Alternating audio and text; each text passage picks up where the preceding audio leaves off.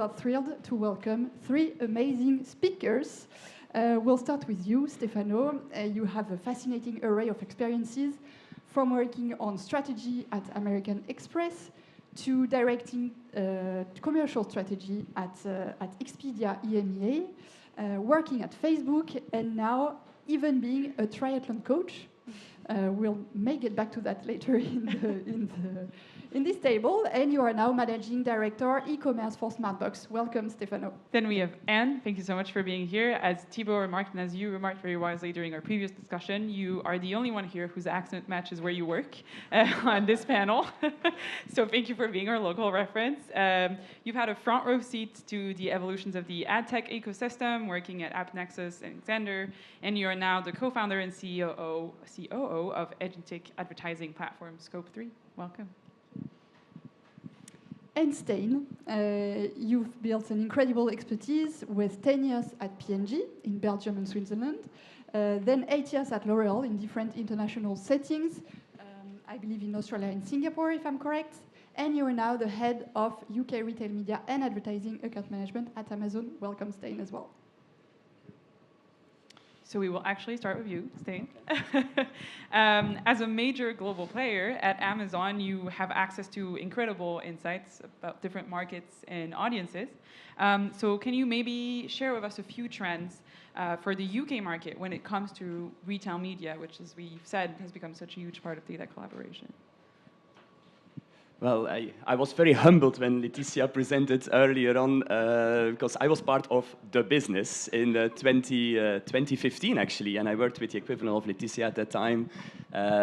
Amazon was not even 0.2% of the business those days, and we only talk about 10 years ago. So if you think about then fast forward, which was one of the questions on where we believe that the retail media will be in 2030, all media will be retail media. All media will be retail media. Every campaign will both do brand building as well as conversion. Every campaign will be measurable.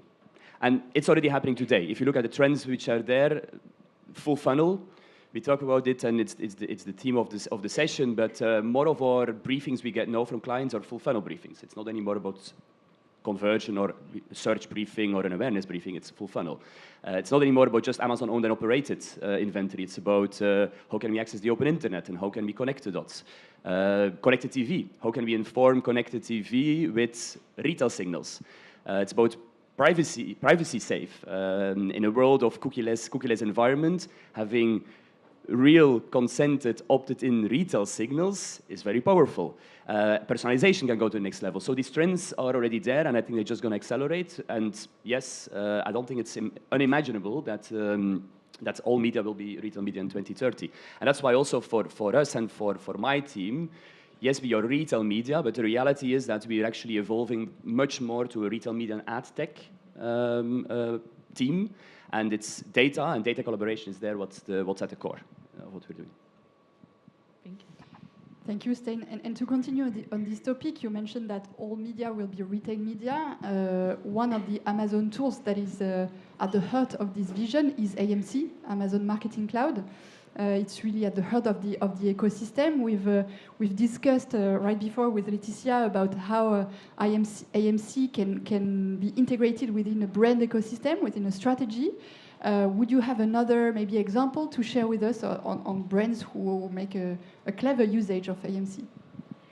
Well, I was about let me explain what AMC is, but again, Laetitia did a better job than I will do. And we often realize actually that there is a lot of knowledge out there, also with Numberly on AMC, and sometimes much more than with our own teams. So new to brand was one of the use cases which was mentioned earlier on. We are now in Black Friday planning. So Black Friday planning, a question we're getting very often is we have this whole range of customers who have been looking at our product display pages, at our brand store throughout the year, but they have not bought. So how can we now create an audience from that pool of customers, and we can target them with a specific message, which is not a message about, well, let me discover the brand, because they've done that journey throughout the year, then it's about a conversion message. So that's a very live use case we do with a lot of brands today on Black Friday planning. Other use cases are comparative exposure. people who have seen the ad, people who have not seen the ad, what's the uplift? That's of course very compelling and reach exposure. So as part of a funnel, people are browsing how many have actually seen then the ad, how many are not tapped into yet. So how can you, again, back to that incrementality, how can you go as deep as possible in terms of incrementality? So the use cases are every week we get another training on a new use case. I think we got a lot of feedback, and actually this morning as well, I was talking to some of the Numberly team. AMC is not easy. And that's why we've now launched also our AI SQL generator, which you can move into prompting rather than you need to be a query specialist, which I'm not at all. Is it perfect? I'm sure brands in the room will say, no, we can improve it, or I'm sure Numberly specialists will say, oh, actually you should change that. But it has helped a lot in driving the adoption of AMC. And yeah, I would say everyone probably in the room should be using AMC, and probably much more than it's being currently adopted. Yeah, thank you. Indeed, it's very interesting to see the evolution of IMC and how it becomes easier and easier to use it even without a very strong data expertise. And talking about use cases and brands who have a clever usage of IMC, I think that Smartbox is a great example. So Stefano, you've been doing really exciting work on Amazon. Can you maybe quickly introduce Smartbox, even though I believe that everyone in this room knows Smartbox? But can you mostly tell us more about the great incrementality experimentations you've been running recently? Yeah, lovely to be here, humbled to be honest. So let me tell you a little bit about Smartbox, because it's a brand that you might not see at all actually in the UK, and it's one of it has been the leading actually brand in gift experiences for the past 20 years. Was born in France, and some of the major markets are actually the Southern European markets like Italy, France, Spain, and then Belgium. And we have been on a journey of transformation. So I'll start with where we are and then how Amazon and the testing agenda fit in. That is, we are moving away from, or not moving away, we are transitioning from being a gift experience player into actually the experience world. So we want to unbox people's life. And in doing that, we are starting a journey of transformation around actually how do we engage with our customers, how do we redefine our audiences and our products. And that is where business experimentation, especially marketing experimentation on Amazon, is really key. And Amazon has been a key player in two dimensions, similar to what Laetitia was explaining. We are clearly a key partner as a distribution, as a retailer, because we make a lot, we're giving you a lot of money, and obviously we make a lot of money thanks to you. And now we are actually leveraging a lot of the capabilities on AMC to actually improve our journey toward understanding how our marketing is deployed. Because as many brands potentially in the room in the past few years, a lot of our focus has been on performance marketing. And that is great, and it works up until a certain extent. But then going back also to what Laetitia was mentioning, it's like we're also after the acquiring new customers. And this is where actually data is really needed. And in a consent-first world, I think that working on AMC experimentation has been really key. After seeing Laetitia, I would say that we're probably at the beginning of the journey, so I don't feel comfortable saying we're doing exciting things. We're doing a lot of exciting things. And even recently, as little as a couple of months ago, actually, thanks to also partnership with Numberly, we started leveraging the technology, the AMC technology, to actually understand how is our advertising working. An example with DSP linking is the linking in or linking out actually working better on some audiences? And from these learnings, now we are starting the really exciting stuff, that is the iteration. Is actually keep iterating, and the more platforms we add, the more channels we add to the mix, and the more we build a full funnel strategy. So going back to your point of forgetting about just performance, but how the top, mid funnel, and bottom funnel actually work together, this is where we see the future for us. And it's going to be exciting and equally painful. So in triathlon terms, we are ready to put the sweat in, but yeah, quite excited. Amazing. So when we talk about experimentation and measurement today, obviously one of the key topics to address is what AI and generative AI tools are changing in this world. So Anne, obviously when we talk about these topics, one of the most cutting edge features today in this world is agentic AI and agentic advertising. Can you share with us your vision for this new media paradigm where we're using AI agents to help assist in media planning, buying, optimization, all this? Absolutely, and maybe just to start with what we mean by agentic AI and what we mean by traditional AI. And I always think saying traditional AI kind of feels crazy because we're already feeling like we're still learning about what AI can do for us. So generative AI, I like to think about as your advisor. So I'm sure you all have your favorite frontier model, whether that's ChatGPT, maybe Copilot for the Microsoft people in the room. But I think that is definitely getting advice. You're starting to see the LLM tell you things, and you can decide what to do with that or not. Where you have an agentic capability, I like to think of that as my intern. So it's someone who I've hopefully hired who can start to become a little bit independent. I have to give it really good guardrails, but as my intern gets more knowledgeable and more expert, I give them slightly longer rope, and they're starting to make decisions on my behalf. And so when you think about the existing advertising paradigm, I think coming from the AppNexus Xander background, I have a lot of things to say about the programmatic ecosystem, a lot of things to say about how wasteful it is, and also a lot of things that programmatic has done well has been thinking about scale. A lot of things about where programmatic works really well is at that kind of lower funnel conversion experience for a consumer, but it's not very good at the upper funnel, the thinking about the rich experience that we want to give to a consumer that means that they resonate with our brand. So how can you do the scale and how can you do the richness? And I think one of the things that we've been thinking about as we look at what the future of the advertising ecosystem could be is imagining a paradigm where you can give your agent the guardrails as a brand. So this is how I want to show up. This is the type of experience that I want my consumer to have. This is how my brand values, where I want to, espouse those within the advertising ecosystem. These are the outcomes that I want to achieve. How can my agent kind of go forth then into the ecosystem and understand what's out there, what's available? So potentially having then a sales agent, so sellers across a really broad range. So you mentioned CTV, kind of all of the offsite things, CTV, the existing kind of programmatic ecosystem, so where publishers can transact in the direct way, but in a programmatic world. And then thinking about the AI native surfaces that potentially don't even exist yet. So we know that there's going to be ads and there's starting to be ads within the frontier model experience. What about how we think about, we were talking to a company last week about drone shows. How can you recognize your brand and have, your lipstick showing in a drone show? And then how can you tie that back into measurement? I think agents are there to start having those conversations with the scale that humans can't do, but also recognizing the richness of the experience, because you can tell it you can tell your agent what you want, and then they can have that conversation with the sell side. If one day we succeed to measure the incremental impact of drone shows, honestly, that will be something. Yeah, absolutely. So this evolution is going to require an adjustment of our current media ecosystem. And at Scope 3, you're part of a really exciting industry-wide initiative called Ad Context Protocol.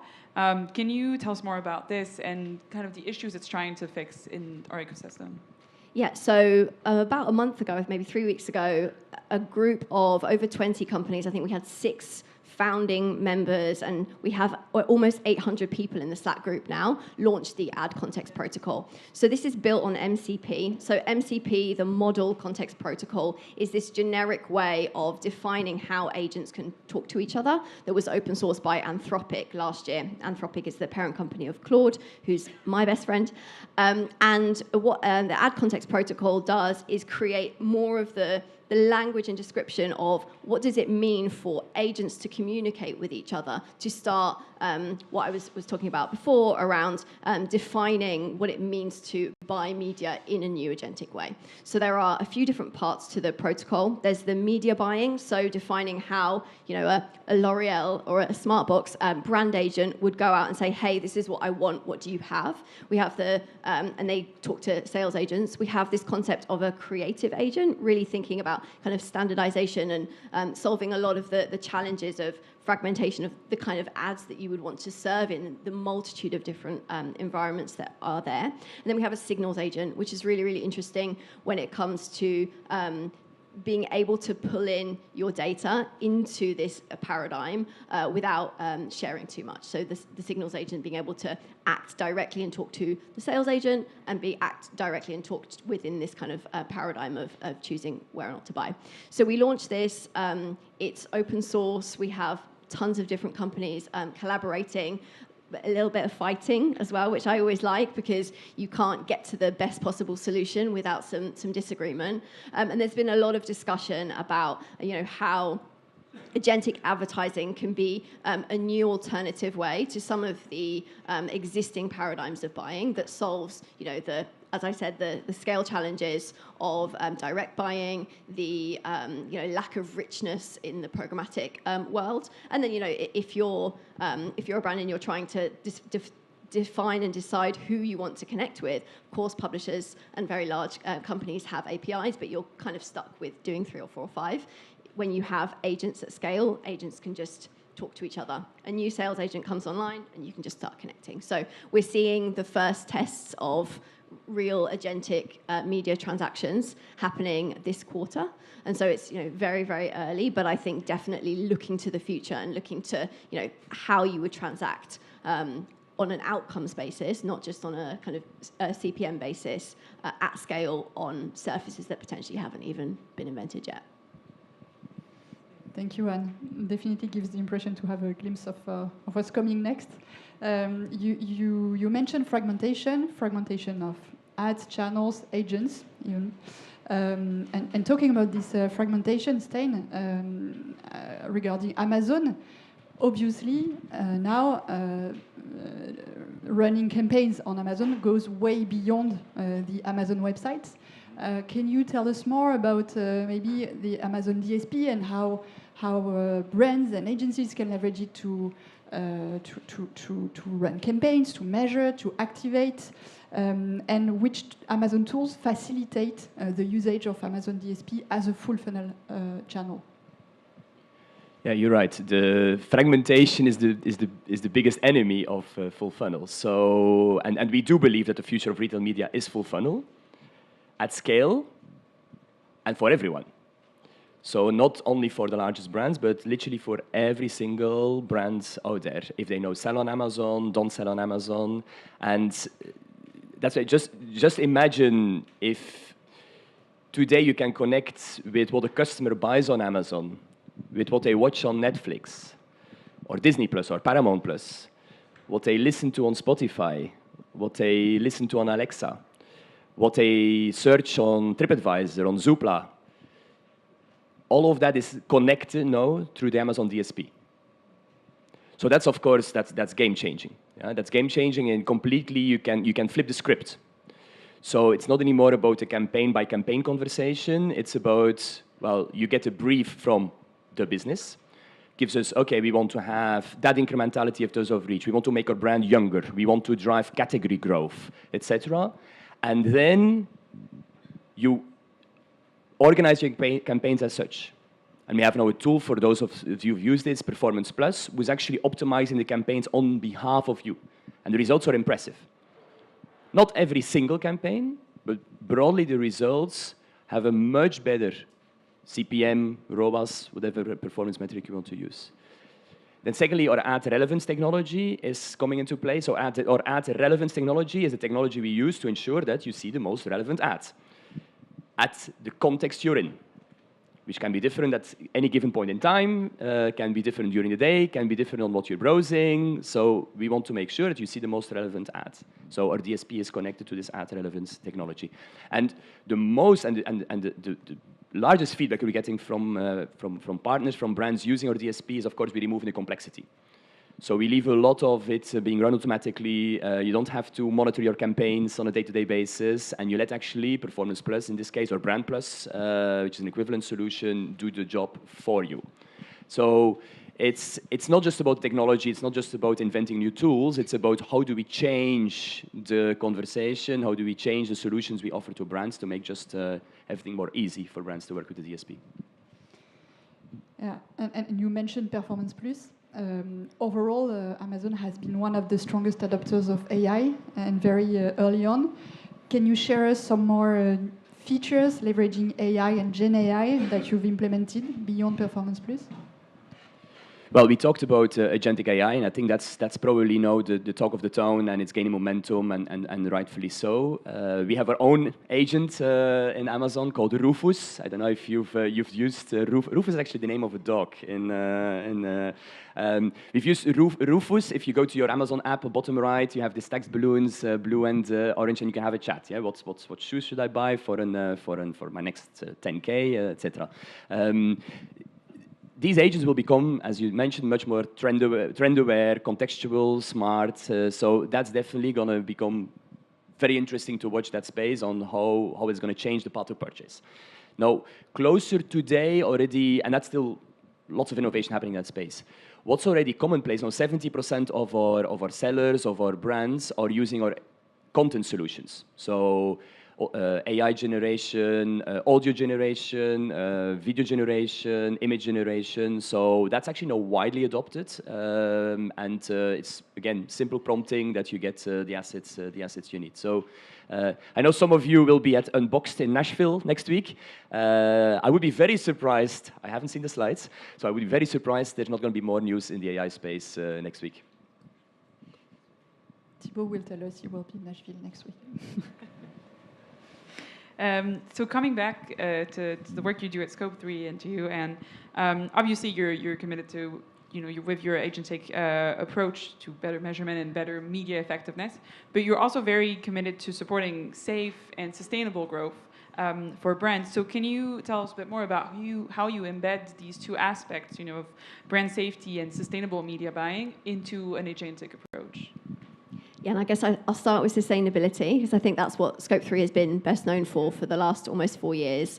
When we were thinking about how to measure the carbon footprint of the ecosystem to figure out a new, better lens on which to shine a light on loads of the problems, I think the growing realization that we had as we started to see more and more AI tools being, I would say, kind of sprinkled on top, was that there's going to be a huge explosion in energy use and inefficiencies if we didn't actually take another step back and recognize a better way of doing things within the ecosystem. So while we know that energy, kind of the efficiency of AI models is significantly improving, I think Gemini did a study last year, and they said that the carbon footprint of an individual text prompt has gone down 44 times. So that's great, but you think about that's a single one, and then you think about how much more we're using it. That's the non-economies of scale there. So we really needed to think about it. That's kind of the part of the genesis of thinking about agentic advertising. What if we were not thinking about auctioning on the individual impression level with all of these intermediaries? What if you could actually have AI being used in a smart way, so that we are taking all of the benefits of this new burgeoning technology and a burgeoning ecosystem, but doing it in a way that was smart and effective. And so we think a lot about that in our use of AI internally, how we're doing that, the tools that we use, pushing the agenda within AdNet Zero and the community to make sure that the use of AI is included in the the GMSF, the sustainability framework, so that we are thinking about that. But I think there is definitely kind of a balance to be played there, and making sure that what we're doing doesn't have negative first and second order consequences. But I will say that we've learned a lot of lessons from the past, where we have a huge hype cycle. There's this fear of being left behind by your competitor if you're not using the latest technology in every single possible way. But I think we're all thinking about how to use technology in the most effective way. And so there should be a conversation about the sustainable impact of that on the side. And for us, if you're transacting on outcomes, it means that you're actually spending your media budget in a more effective, more efficient way. Then you can reinvest that money into continuing to drive that. You're not seeing waste, and where there's economic waste, there's lack of transparency, there's, of course, energy waste as well. So it kind of all comes back to the same thing. Thank you, Anne. And maybe one last question to finish this roundtable about measurement. for you, Stefano. So as you mentioned, we are very lucky to be partnering with Smartbox, in particular on measurement topics. And within the frame of this partnership, we've built together a learning agenda, and we've run many experimentations together. And one of these that we wanted to share with you today is an experimentation that we've run on Amazon. The objective of this experimentation was to measure the incremental impact of different types of Amazon activations. So we've built test and control groups, meaning that we exposed one group, we did not expose the other group, and we analyzed the differences of behavior, and in particular in terms of conversions, but also other types of KPIs, to really analyze the impact. And we've done that for different types of campaigns. Link-in campaigns, meaning campaign redirecting to the Amazon website. Link-out campaigns, meaning campaigns redirecting to Smartbox D2C website. And we've also measured the incremental impact of link-in and link-out campaign combined together. So we've built these different types of experimentations, and we have measured for all of these different strategies of campaigns the true incremental impact of the investments. So of course, this is a way to later optimize the investments and Amazon investments in particular, but we are now running the same types of experimentations on all platforms with the final objective to have the optimal budget allocation across platforms and across strategies. So that's an example of one experimentation. Would you have any other example to share with us, Stefano? So I think I'm very thankful of the partnership with Numberly. I think it was we have been probably soul searching for a while. I know that Numberly has been already a key partner for us in other testing still on Amazon for the past few years. But one of our pillars for our strategy of transformation has been really creating the infrastructure of building a learning agenda, of how to start actually measuring incrementality. So becoming very precise on how do we target new audiences, how do we increase our retention, and also how do we spend our money, especially in the moment when we were shifting dramatically from performance to actually having a full funnel approach. And I think that to me, the experience that we're having with you guys is quite crucial and significant. And I'm going to be biased, so I'm not selling Numberly, but I might be trying to sell the approach that is helping us, giving my team that is actually quite inexperienced in terms of building a learning agenda, the confidence of actually going from 0 to 1, right? Going from no experimentation at all, a little bit of A/B testing, really not knowing what to do with the results of the testing, into actually having a very structured approach on and plan on how do we actually go. We have incrementality testing at scale across funnel stages, across platforms. We are increasing the number of platforms, I would say, for our standards exponentially, because I don't know, there is probably Google people here from Google that works really well, but going into social media, potentially thinking about how to expand it into offline, and to us is really going to become a driver of our growth. And the elements in which that I want to mention is that on top of the learning agenda that is really well taught, there is the element that Thibaut was mentioning around the upskilling. So it's not just the technicalities of actually deploying very powerful technologies and very rigorous measurement capabilities, but it's also the upskilling of my team, both in terms of the skills and also the software side of actually getting the courage of actually being bolder in actually not just testing what they believe is going to work, but it's actually testing what they generally don't know whether it's going to work or not. And we're seeing the results. I mean, even the fact that we are taking very bold decision ahead of peak of actually doing some pivoting in the way we are allocating our budget to actually speed up the learning process. I think that to me is really, really exciting. And I can go on forever, but I see the red blinking here. It's popping. Yeah. Yeah. Thank you so much to all three of you. I think, yes, in trying to keep with our timing, we're not going to have Q&As, but feel free to talk to our speakers at the break. Thank you so much again for being with us. I'm so glad to be joined by Simran to host our 4 next guest speakers, Ramla, Sorin, Paul, and Nadine.